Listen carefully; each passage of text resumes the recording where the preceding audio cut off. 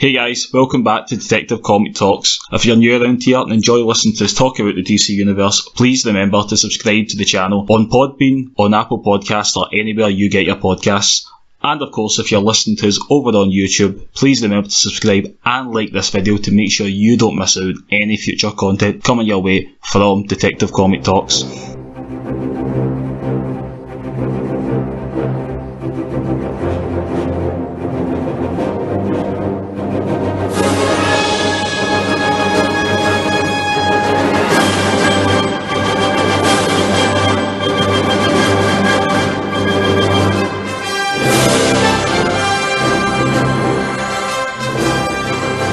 This week, guys, all roads lead to DC Fandom as DC's first global virtual live event grows ever closer. We dive deeper with all the latest rumours and reveals as we build up to the event. First of which comes from Zack Snyder, as he's given us a first look at Henry Cavill in the black suit of Superman. We also dive deep on what Zack had to say in recent interviews with Randolph and at JusticeCon. We also discuss Zack's first look at the new OG Steppenwolf from his upcoming Snyder Cut on HBO Max.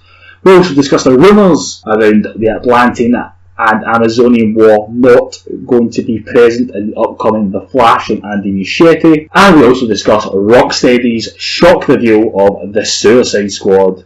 All of that, plus we break down the official guest list for DC Fandom. But of course, guys, I can't do this on my own, so please welcome onto the podcast for the very first time two debutants to Detective Comic Talks. First of which, please welcome iVnnie. Yo, what's going on, guys? Fellow DC fan. You guys are all amazing people. How you doing? I'm doing good, man. You know, just getting ready for Justice. Not JusticeCon, DC Fandom. that was last week. Guys, it gets no bigger than the Black Suit Superman, so I thought we would super punch a guest who knows all about the man in red and blue. Please welcome, you guys will know him as Melbourne Superman, but I know him as Andy. Please welcome to the podcast. Hey guys, how are you? How you doing? Good, man. I'm really, really excited to be here. As you know, I love, obviously, all things Superman, so I'm really excited to talk about everything that we're going to go through, and I can't wait to see what comes up.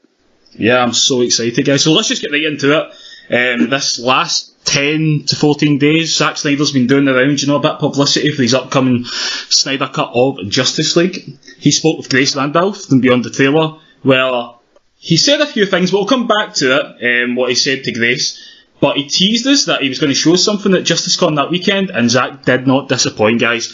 During the panel at JusticeCon, Zack gave us a first look at the black suit Superman. Oh, yeah. When we saw this, guys, it was a bit like, oh my god, I've seen this scene before. And if you did think that, like I did, that'd be true, guys, because that scene was the exact same scene that was in the deleted scenes of Justice League. So if you picked it up on Blu-ray, you could see that scene. But it was different, guys, as we know, in the deleted scene, Superman was in his iconic red and blue outfit, but in Zack's cut, it was the black suit, so I was a bit confused, did Joss Whedon reshoot that, did they not? Zack did confirm to us that, no, in fact, the scene that we saw in the Blu-ray was his scene, but it wasn't in the black, so it became a bit confusing, guys, I was a bit like, what's going on? Zack then confirmed to us that he asked Warner Bros. To do the iconic black suit. Warner Bros. Were not convinced it was the right idea. I don't understand why. But Zack, as just, guys, as Zack does, he's fantastic with CGI.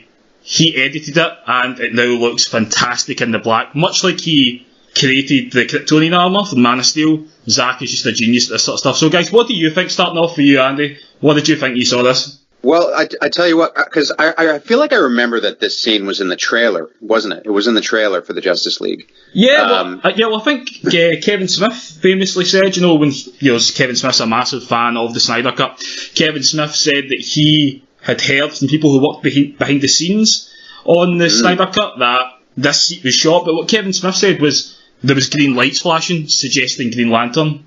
As it turns out, guys, that wasn't quite the case. No.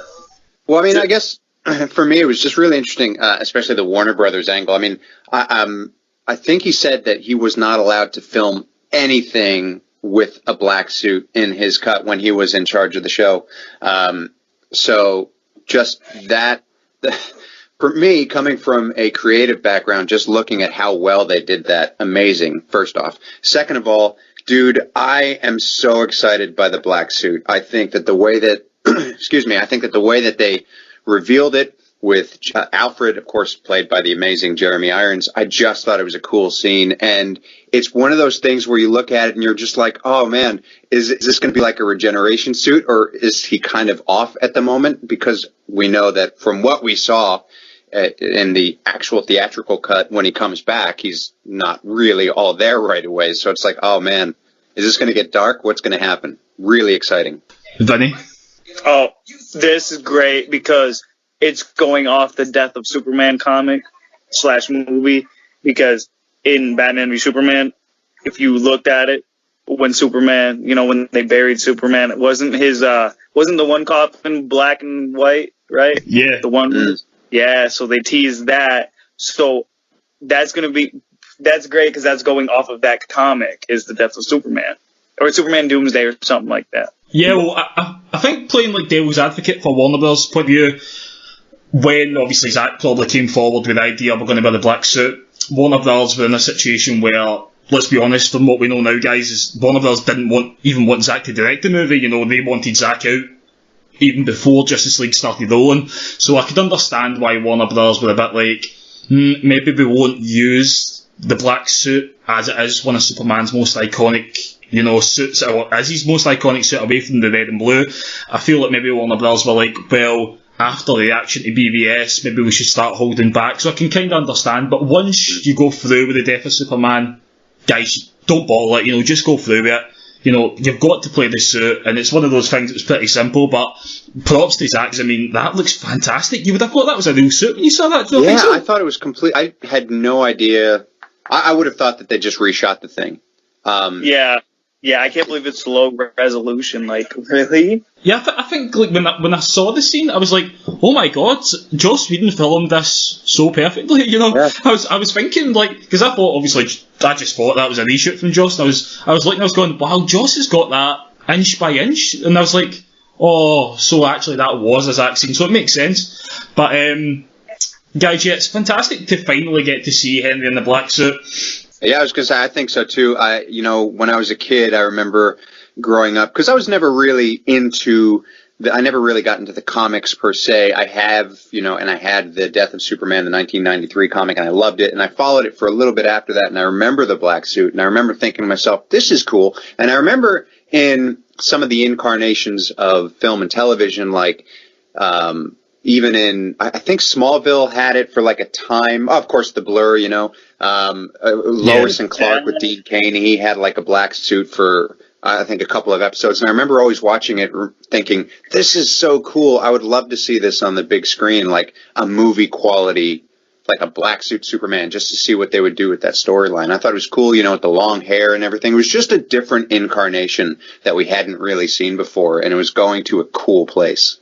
Yeah, so stepping back a bit, that was in the Saturday Night Justice Con, we got the reveal, but a couple of days before, Grace Randolph from Beyond the Taylor, she got an exclusive interview with Zack. I don't understand how Grace got that, but props to her, fair play, but she got an exclusive interview with Zack, and she discussed the Snyder Cut. Not a lot was revealed, but, I pulled out a few points, guys, that I think is worth discussing. Zack confirmed that the footage he had is all 4 hours, so we thought it was going to be, 6 parts, 35 minutes.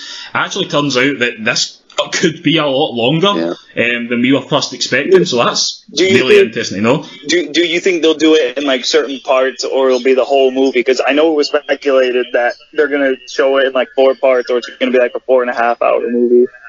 What do you guys think? I think for HBO Max terms, they're going to stretch it out for as long as they can. They want the subscribers, so it's going to be probably the most minimum 4 part, anticipated, probably one of the most anticipated releases in our generation. I think, they're going to do episodes, and they're going to milk it as long as possible, because what film in the past 25, 30 years have we looked forward to this much and has had so much, hype behind it? Besides, it's crazy. Yeah, it's crazy because the fans wanted this for years, and I don't mean to cut you off, but like it's crazy because the fans wanted this for so many years, and now it's finally happening. feel like we can't talk about any of the Snyder interview with, the Justice Con without mentioning, I don't know if you're going to cut this out, but I just thought it was really funny. I thought it was awesome when he was just like, he didn't really say it directly, but he was just like, I would sooner burn this film than have any footage in it that's not mine. I just had to bring that up. I had that in my notes that I wanted to bring up. I thought that was awesome. Yeah, he said that none of Josh Whedon's stuff is going to be in this movie. Yeah, it was great. It was the best. It was like my favorite part of the interview. So like I highlighted that in my notes like 15 times. I was like, that's awesome. It was just fun.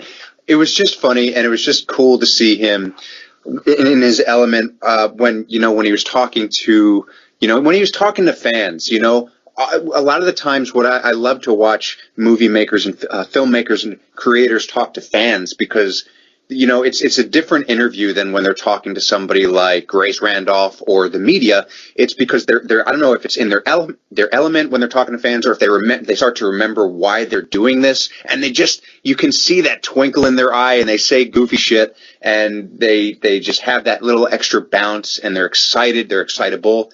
I really enjoyed that. And when he said that, I was just like, that's awesome. This guy's human. It's really cool. What I took away from Zack's interviews in this last 10 to 14 days with Grace and at Justice Con, what a fantastic human being Zack Snyder is.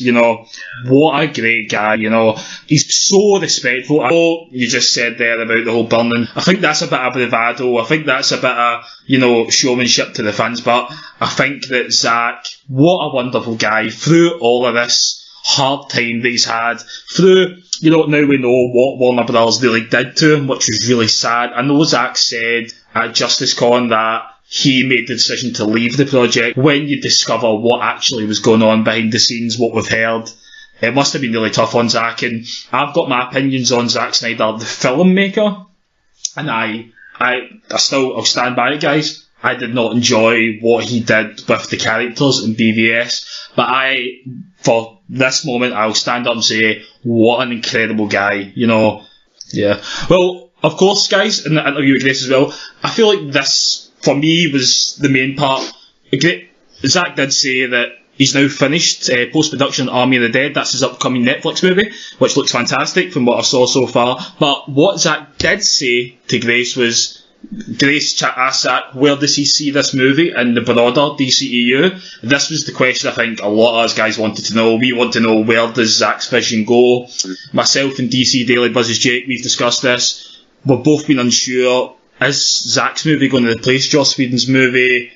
Now the tone of the movies has changed. It's so really confusing to know what's going to happen. Zack clarified it for us, and I think it really helps. Zack said that he sort of sees it as separate from the ongoing DCEU continuity. He sees Man of Steel, Batman vs Superman, and of course this upcoming Snyder Cut of Justice League. He sees that as its own trilogy, and I think that really helps in many different ways, guys. Not only does it help like us guys who are enjoying maybe more of what DC are doing now, but it also helps Zack be able to do what he wants. No longer will Zack have restrictions from Warner Brothers or DC Comics. Zack can make his cut the way he wants to do it. And I think it's fantastic. The Snyder fans should really embrace this, guys. All DC fans should embrace this, because it's given Zack, as the filmmaker, his freedom to do whatever he wants. And it's no longer, Henry has to do this, or Ben has to do this. There's no attachments, there's no future, and if there is a future Snyder movie, then great. If not, then Snyder's going to have his Man of Steel, Batman vs Superman, and Justice League. Yeah, I completely agree. I think that he touched on this in the best possible way. And I think, look, Superman's been around for like 80 years. We're going to have different versions of the story. Comics have been doing it for years. I've never understood why fans always, I understand it, but at the same time, I'm like, guys, get over it, because they're like, you've got to stick with the mythos and this timeline and that timeline. It's like, well, why?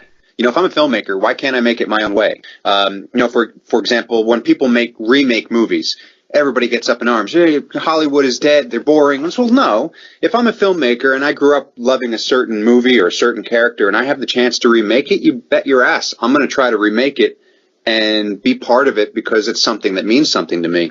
So I don't think that you're going to please everybody, obviously, but I think for him, to tell his own story. I think that's got to be what he does. That's the most important thing. He's got to tell his story. And I think for him, look, not to get too sentimental talking about the past, because I don't know what his feelings were, but I have to imagine that there's some part in him, because he left this project in the way that he did. You know, you can't quantify the feelings and the emotions that he would have been going through at that time because of why he left. But I feel like there must be something within him that needs him to finish this project, needs him to have like complete closure, if that makes sense. I don't know if that's too, airy-fairy, but I feel like that's in there.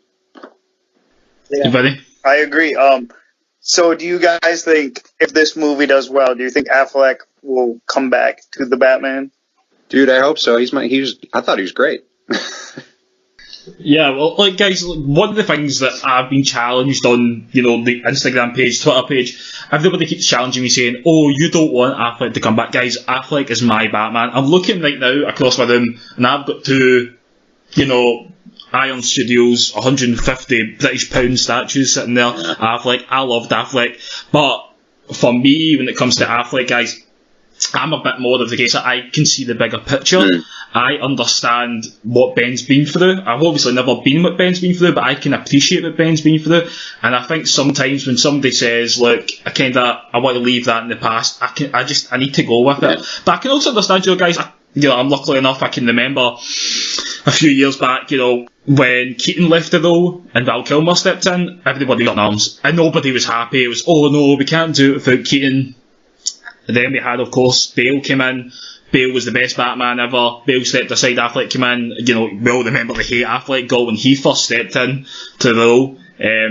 But sometimes people do struggle to move on. I think people sometimes do struggle to leave things in the past. Yeah. And, I appreciate that, guys, but going forward, I feel like Robert Pattinson will be our Batman for the next 5, 6, 7, 8, 9, 10 years. I think we need to embrace that. I think Robert's a fantastic actor.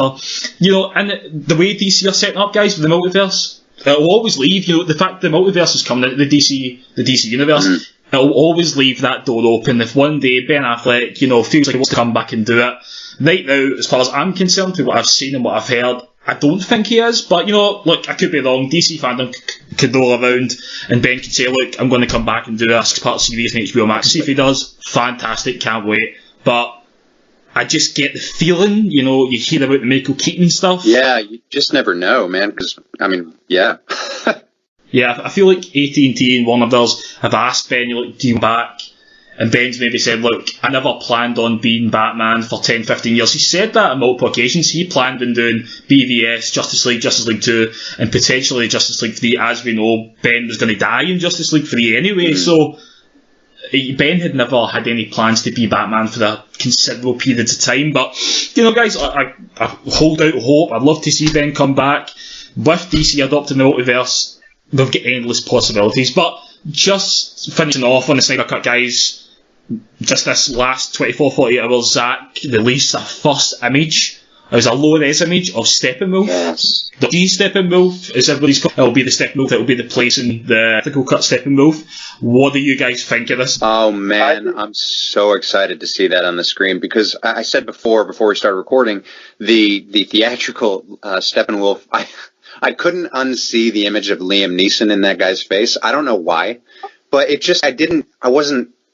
wasn't something that, when I think about Steppenwolf, I think of something that should kind of terrify me, or at least strike some fear into me. Theatrical cut didn't do that for me. We saw obviously an image of Snyder's Steppenwolf at the end of Batman v Superman in that post-credit scene. Yeah, and I think that scene got removed. I think that was released post-release. I think that was a deleted scene. Yeah. Oh, okay. Well, I remember seeing it, and I was, dude, that's cool. That's going to be really cool. And so disappointed when that's not. The dude that did it I can't remember his name, but I can see his face. I think he did fine, but I think in terms of graphics. Oh, Keaton Hines did it in the theatrical cut. Yeah, thank you. In terms of graphics, I wasn't loving it, but I can't wait to see the Snyder Steppenwolf. You ready? I think Steppenwolf looks a lot better. He doesn't look like he didn't intimidate me in the Josh Whedon cut. He looks like he intimidates me though in the Snyder cut. But the Whedon cut feels unfinished. You know, it just doesn't feel. It feels like it needed another 6 months to work on it. It didn't feel like it was anywhere near ready. I think one thing I'll say at both designs, it's not going to be a crowd pleaser, guys. Is I'm not a massive fan of either two designs. I probably prefer what Zack's doing, but I'm probably more of a fan of the comics, human-looking Steppenwolf. I appreciate though, in the cinematic universe, we're going for having an Ares, the woman type Steppenwolf. I don't know if that would work in what Zack was doing. I think the theatrical cut Steppenwolf, I think what they tried to do was give more of a face to Steppenwolf. And as I say, guys, I think if they had a bit more time on it, I think it might have looked a bit better, but in the end it does look like another CGI monster. Yeah. I do hope that this Steppenwolf won't become another Doomsday. It's always a fear for me that it'll become another monster. It'll become another big, gigantic freak show monster that will start smashing the place up. I understand, it's a new god and stuff, but I just hope that Zack's learned from BVS and doesn't just have, a big blob on the screen, do you know what I mean? No, I thought Doomsday, and not to get off topic, but I thought Doomsday and BVS was just not good. Doomsday reminded me of Clayface. Yeah. Before anybody mentions guys in comments and starts mailing me and emailing me, I understand Zack has said that is not the Doomsday from the Death of Superman comics. That is a hybrid Doomsday of General Zod. I understand that, guys, but as years of we just see it as Doomsday, and it was a mess. But leaving all that aside, guys, let's move on to our next subject. It's been reported this week, guys, from Heroic Hollywood that Ezra Miller's upcoming The Flash, directed by Andy Muschietti, will not feature the Atlantean versus Amazonian war as it does in the Flashpoint comic. Now, guys, it's interesting. It's interesting, not interesting, because I feel like by this point we know that the Flash, it's going to involve saving us, but it's not going to be Flashpoint. I don't believe for a minute they're going to title this movie Flashpoint. I feel like so many elements of the Point story are not going to be present. We know that basically DC are seeing this as an opportunity to basically retcon certain elements of the previous universe and bring together, the new stuff, Aquaman, Shazam, Birds of Prey, bring this stuff more to the focus of the DCEU, whereas allowing Zack Snyder to go off and do his stuff on HBO Max, and obviously giving the CW and DC Universe content their own place within the DC multiverse. What did you think of this? Do you want to go first, or do you want me to go first? No, man, you can go first. I think it's not really a Flashpoint film if you don't have certain stories like Jeffrey Dean Morgan has said that he's not going to be Thomas, and you can't have a Flashpoint film without Thomas Wayne as Batman. And the story that you were talking about, it's not going to be a Flashpoint film. They're going to rely too much, in my opinion, on Michael Keaton. With DC trying to sort of retcon a lot of stuff and make stuff into a multiverse, the plan, from what we've heard, is Michael Keaton will be replacing Ben Affleck as the older Batman in the DCEU, which I think is a fantastic idea, guys. I know some people are a bit, disappointed with it. I think it's a great idea, because it doesn't take the light away from Robert Pattinson's Batman. The last thing they probably wanted was an older actor like a John Bernthal or something like that, or a Josh Brolin type, somebody around the same age as Ben Affleck coming in to replace Ben. That might have, I don't know if Warner Bros. Would have wanted that sort of attraction taken away from Robert Pattinson, whereas bringing Michael Keaton in is a great idea, because I think it then allows a character who's already been established just to slot into this new universe. But we'll see if that happens, guys. We've not heard any more from Michael Keaton. He's not on the DC Fandom guest list. I think that's probably a good thing, that he's not on the list, because it'll probably be a big surprise. I think that it's a good idea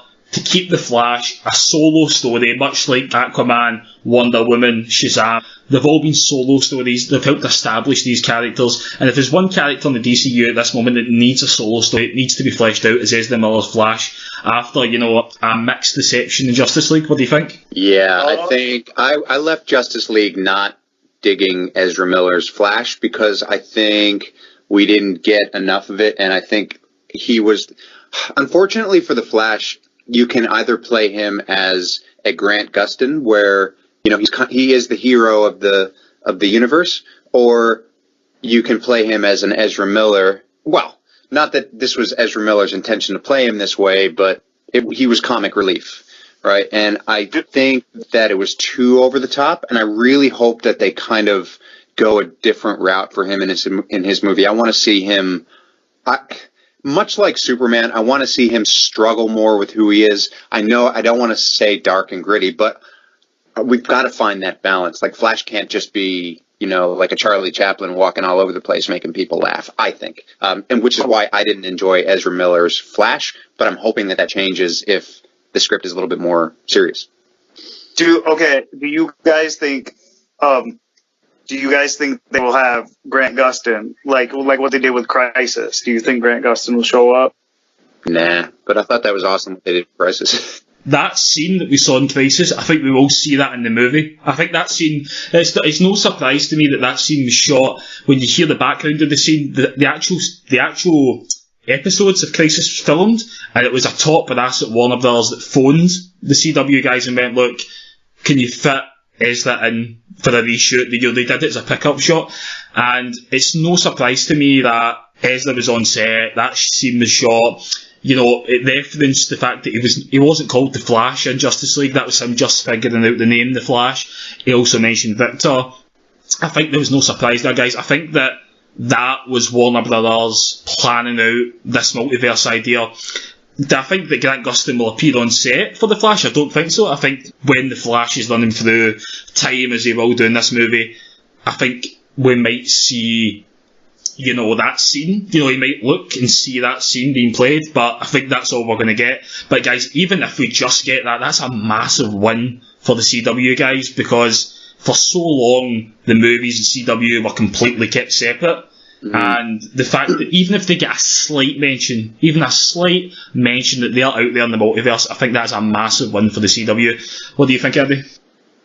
I don't know. I feel like I feel like because they've already done it, they won't do it. I'd be more inclined to think that they'll get the Green Lantern, John's Green Lantern for an Arrow into one of the DCEUs sooner than they'll get Grant Gustin back. I think that's probably something, in my mind, we would see first. I don't know that we'll see Grant Gustin in the Flash movie.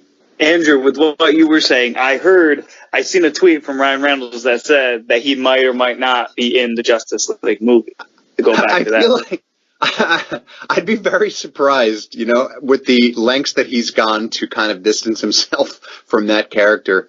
Even in the comedic kind of ways, like in Deadpool when he shoots himself basically in the back of the head as he's reading the script. I'd be very surprised, but you never know. I've seen weirder stuff. I think that if Grant shows up, I don't think he'll be credited. Maybe he'll be credited, but I feel like everyone was like, "Holy crap, Ezra Miller!" And then everyone was like, "Oh, this is the coolest thing." Even though a lot of people didn't like Ezra Miller as the Flash. Maybe back of the head shot. Maybe not actually Grant, but like back of the head body double shot. Yeah, they praised him. They praised Ezra Miller for showing up in Crisis. So, maybe they'll like him in the Flash movie.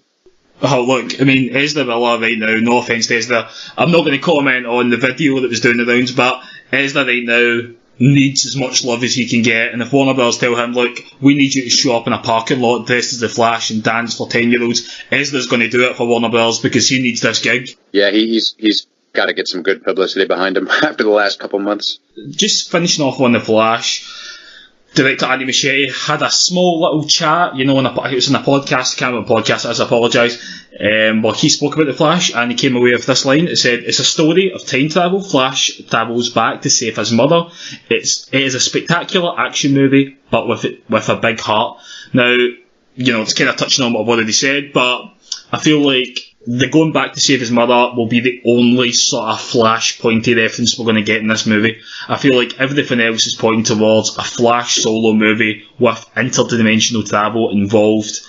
And I think right now for the DCU, it's perfect. In an ideal world, guys, we would get Flashpoint, but right now, I think DC, they've just the last few years started to get their shit together, their house in order. I think the last thing DC need to do right now is to try and tackle a massive story like Flashpoint that would involve multiple characters. I think DC after BVS and Justice League, I think they've realised that going too quick isn't always the best idea.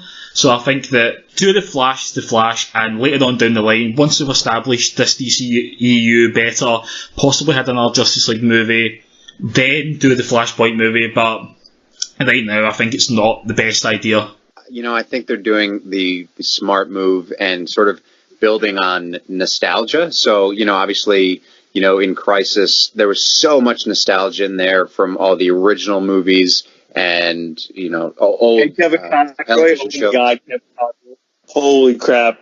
When Kevin Conroy showed up, I said when Kevin Conroy showed up, I marked Kevin out. Conroy, even down to Robert Wool, who played Knox in the Batman movie. Like, I think that they need to capitalize on that nostalgia, because I think the biggest complaint that the DCEU is getting right now is that it's not, like what we said before, it's not staying true, it's not blah, blah, blah, like whatever. But I think that that's what they'll capitalize on. I think you're exactly right, dude. When they put Michael Keaton in this thing, it was, let's just focus on something a little bit smaller, bring some nostalgia back in, and once we have the fans back on our side again, let's maybe we can tackle something bigger.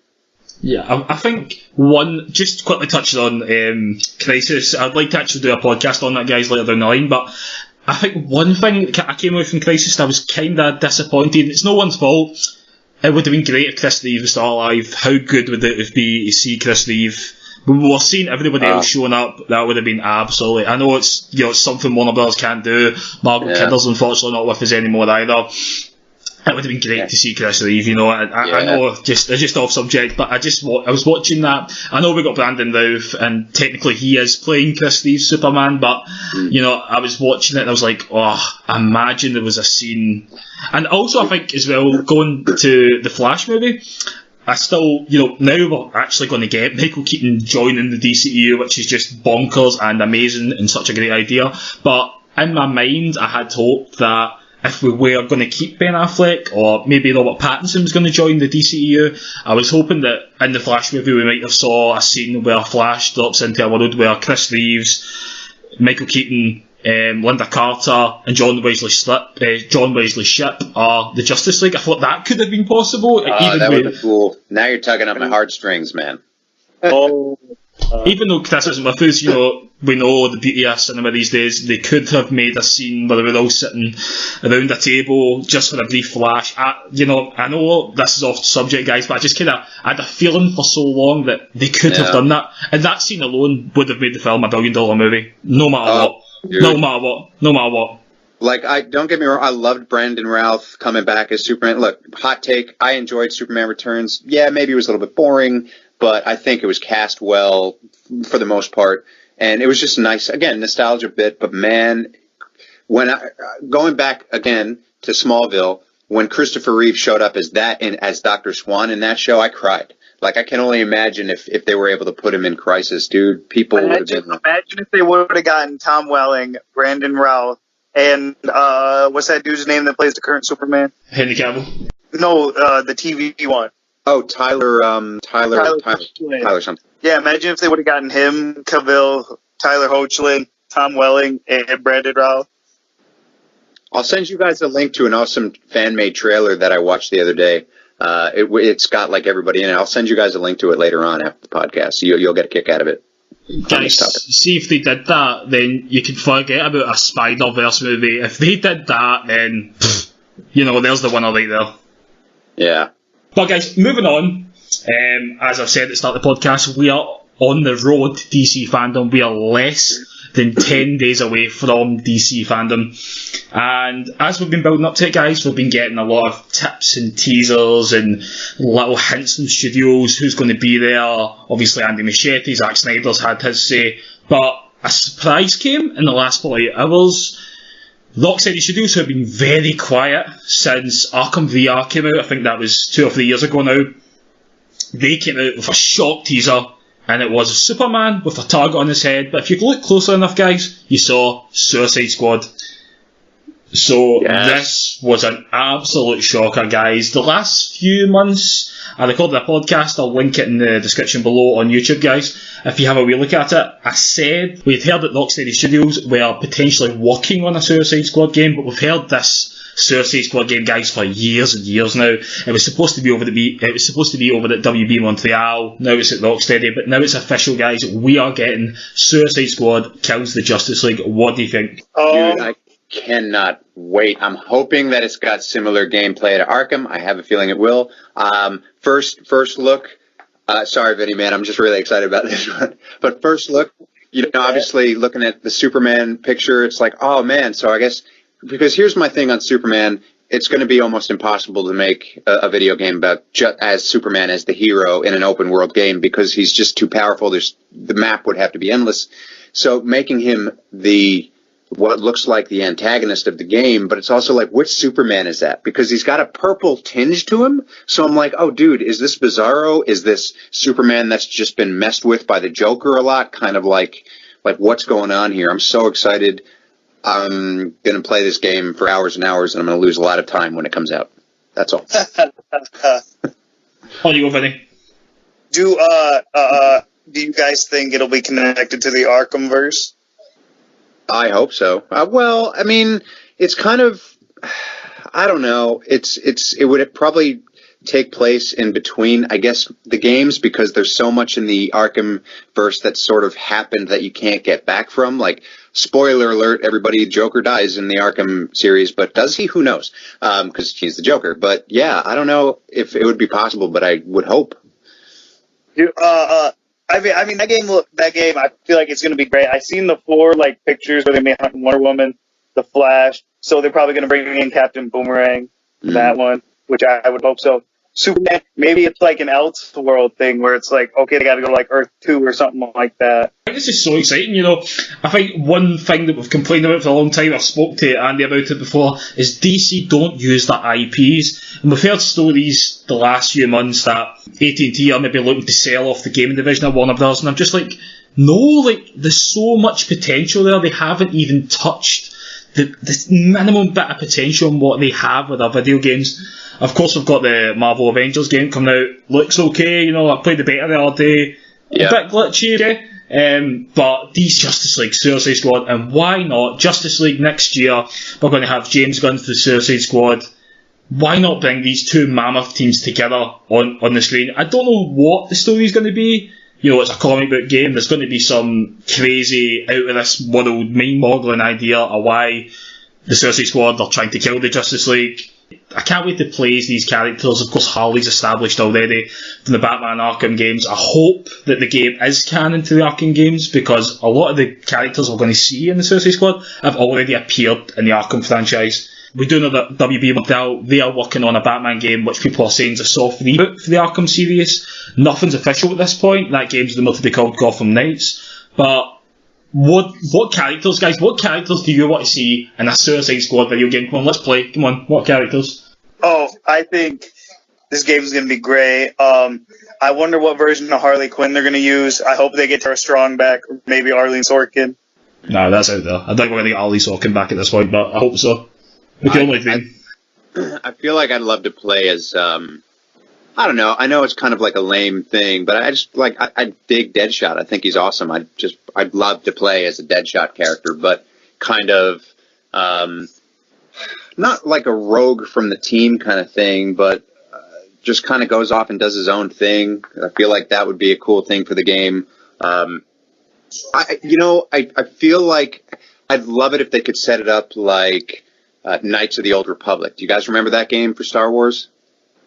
Yeah, so it's same kind of gameplay, but at the same time, you can make different decisions throughout the game that affects the outcome, that affects your character. I think playing a game like that with a character like Deadshot would be fucking awesome. I'm sorry, can I swear? Is that okay? Sorry. Yeah, it's okay. Oh, cool.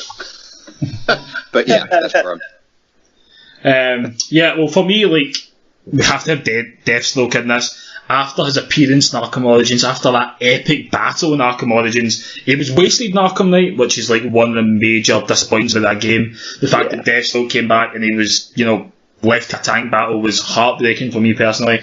But it'd be fantastic if we had him in this game. Captain Boomerang as well, he's a mainstay in the Suicide Squad. He's got to be in there. I think we saw a tease of Killer Croc. If you guys watch the teaser they released for DC Fandom, I think briefly you can see Killer Croc. Whether or not that will be attached to this game or a potential Injustice 3, I don't know, maybe the Batman game, but just that tease, that Killer Croc looks badass. No matter what platform, what game that's coming on, I'm playing as that Killer Croc, guys. Absolutely, man. Absolutely. Looks good. I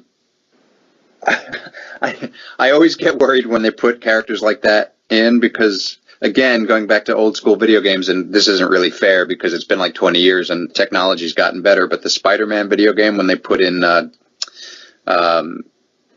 the hell's that character's name? The crocodile version of the Spider-Man villain? Is it Lizard or something? No? Yes, Lizard something or other.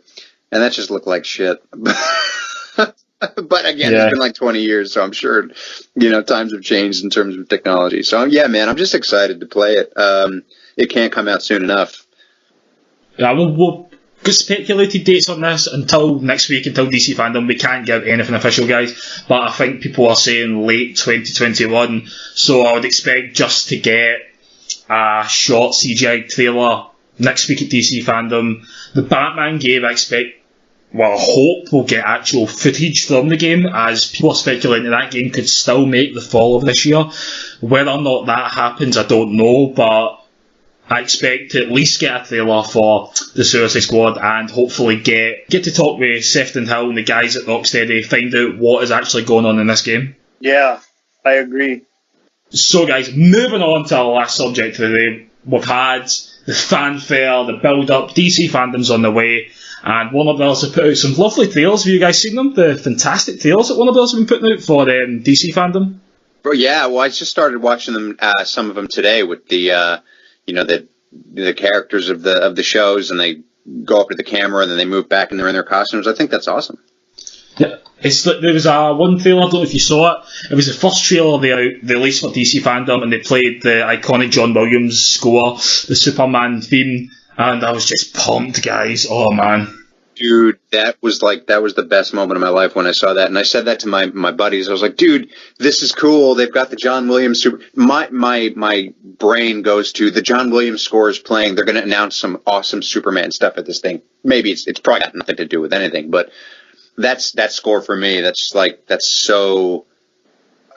is Superman to me, that score. I love the Hans Zimmer score in Man of Steel and everything, but when you hear John Williams' Superman score, it's just like, all right, we're in a Superman universe right now. People always ask me, like, what song am I going to play before each podcast, and it's always something pretty cool. As soon as I heard that, okay, this week it's John Williams theme, no matter what, that's what we're playing this week. It's going to be John Williams Superman theme. Good spots every single time. Of course, for this, guys, we had the guest list revealed. I'm going to throw out some names, guys. Just let us know what you feel.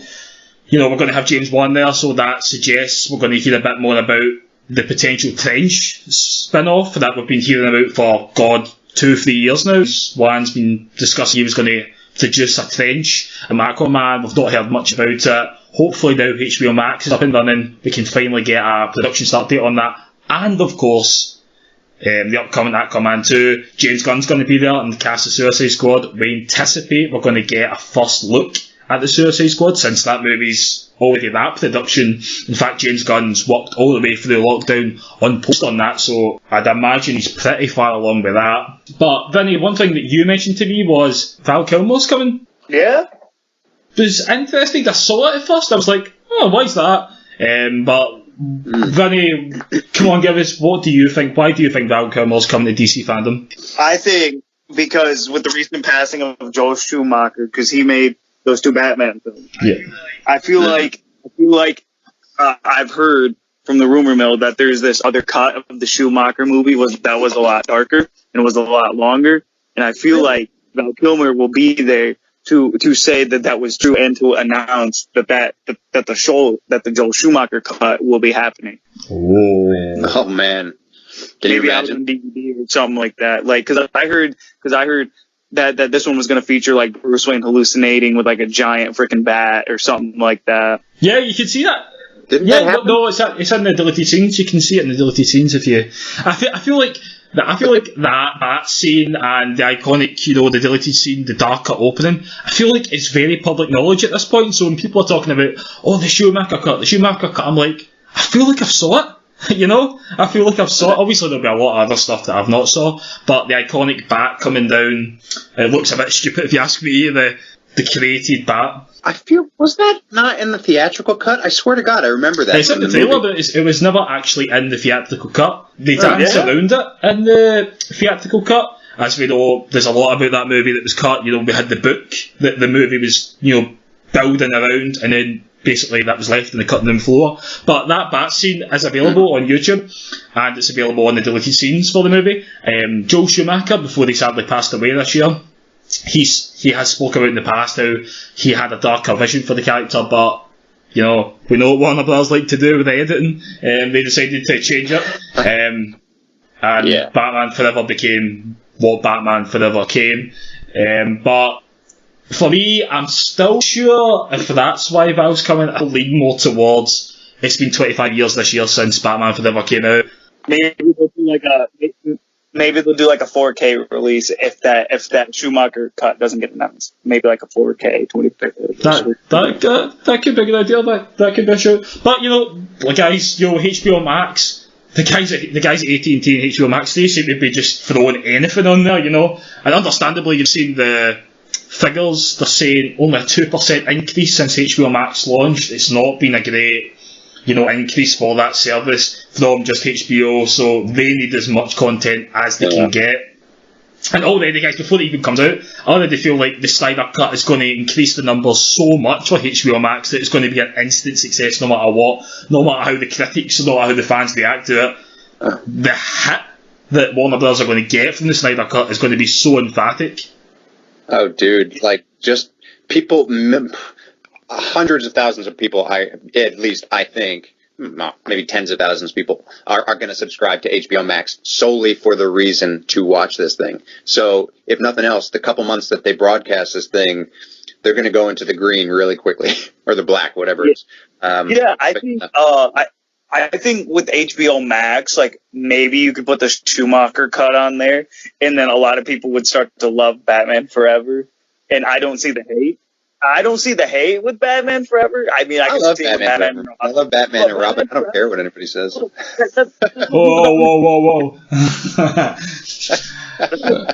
People don't understand is in the 90s, everything was all bright and colorful. So Schumacher was like, okay, we got to make Batman for the time. So it's like the 90s, you know, it's bright, vibrant colors. And I mean, do I want to see the Snyder Cut? Yeah, but do I not want to see Chris O'Donnell? I want to choke him in that movie. Wow. Do you know what movie I want to see? Just real quick, I want to see the unmade Nicolas Cage Superman movie. That's what I want to see. Yeah, good. Because they were going to tie in the death of Superman. Yeah. Oh, see, just on a side tangent, I know we've spoken about it already. Do you not think in The Flash, Nicolas Cage will probably show up in a quick scene? I feel like that's going to happen. Oh, that'd be awesome. I hope it does. I read Nicolas Cage to play that role just for like some closure in my life. Dude, that's what I heard. The rumor was that Nicolas Cage was going to suit up as Superman. I was like, I don't know. I watched the documentary "The Death of Superman Lives," and dude, the things that, because everybody always sees the failed concept costume picture, and that looks like shit. But when you see what actually went into the stuff that they had in mind, I really wish that we would have had a chance to see that.